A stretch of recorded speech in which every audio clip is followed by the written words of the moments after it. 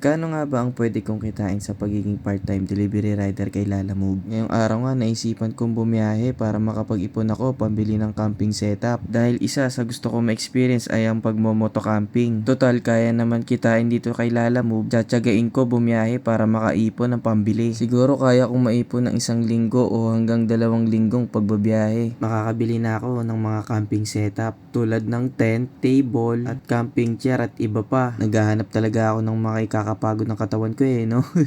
Pero totoo yun talaga yung isa sa pangarap ko ma-experience. Kung naniniwala ka sa naisip ko, tara, sama ka sa biyahe ko. 2:30 na nga pala ng hapon nang una kong makuha yung booking ko. Banda lang dito sa San Juan, malapit lang sa opisina ko. Nagtanong na nga ako dito kay Chief kasi hindi pa ako sure kung dito ba talaga yung item. Kasi tinatawagan ko yung customer, hindi sumasagot. Kaya para mapabilis yung item nyo, huwag kayong mahihiyang magtanong. Kasi minsan yung ibang tao kilala nila yung hinahanap natin. At habang inaantay ko nga yung customer ko, napatingin ako sa magandang puno na to. Dahil sa sobrang init, ang laking tulong nito, nakakasilong yung mga tao. Kaya ewan ko ba ba't nagpuputol ang puno. At habang nagre-relapse nga, nakuha ko na yung item ko. Papel lang naman, magaan at kayang-kaya ng lalabag. Wag lang talaga uulan kasi nakalawit yan. Basa talaga yan. At habang nagantay nga pala ako sa customer ko kanina dyan, nakakuha na ako ng pangalawang booking. Malapit lang din dito sa San Juan, 800 meters yung layo. Kaya kung nag-aantay kayo sa customer nyo ng matagal, singitan nyo ng paghahanap ng pangalawang booking. Kasi baka malay mo may mahanap kang kasabay at hindi masasayang yung pag-aantay mo. At sulit yung pagpunta mo. At nakarating na nga ako dito sa una kong drop-off sa Eastwood sa Quezon City. Mabilis lang naman dumating si customer at nakuha niya kaagad yung item niya. At para maiwasan niyo yung pag-aantay sa customer niyo sa drop-off, mas maganda kapag malapit na kayo, tawagan nyo na. Nakarating na din ako dito sa pangalawa kong booking dito sa drop-off area. Banda yan sa Quezon City, Diliman. Nag-doorbell lang ako, buti lumabas na kaagad si bossing. Sarap talaga sa pakiramdam kapag mga customer mo naka-ready sa mga delivery nila. Di katulad ng ibang customer, ang hirap nang hanapin ang bahay nila, ang hirap pang makakontak. Pero syempre, hindi ganito palagi yung mga customer na i-encounter ko. Na-encounter ko din yung mga customer na ang hirap-hirap gagalapin. At alas 4 na nga ng hapon, naghahanap ako ng susunod ko na booking. Nandito pa rin ako sa Diliman, QC. At sa sobrang init nga ng panahon na to, yung kamay ko nangitim dahil hindi ko nadala yung gloves. Kitang-kita sa lagayan ng relo ko yung pagkahati ng kulay ng balat ko.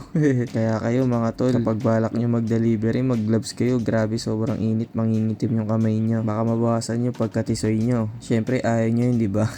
At dito nga, nagantay lang ako kay customer saglit kasi nagpabarya ng pambayad sa akin. At ang binigay nga pala dyan sa akin ay 103 pesos. Galing sa San Juan, papunta dito sa Diliman. Nakakuha na nga ako ng huli kong booking dito pa rin sa Quezon City. Ang item ko nga pala na to ay priority. Hindi ko napansin, priority pala kagad yung nakuha kong booking. Kaya ang nangyari, wala tuloy akong nakasabay. Kasi kapag priority na nakuha mo, negative ka na sa double booking. Kaya ang ginawa ko, inatid ko na kagad dyan. Kasi di naman na ako makakapagantay ng pangalawa kong booking. Pero dahil priority to, kakain muna ako. Syempre, nagutom na ako. Dahil nga nagmerienda ako, inabutan na ako ng dilim dito sa QC, sa Eastwood. Inabutan na rin ako ng malakas na ulan sa Katipunan, kaya medyo tumagal ako sa biyahe. Alam mo naman, kapag umuulan, sumisikip yung kalsada.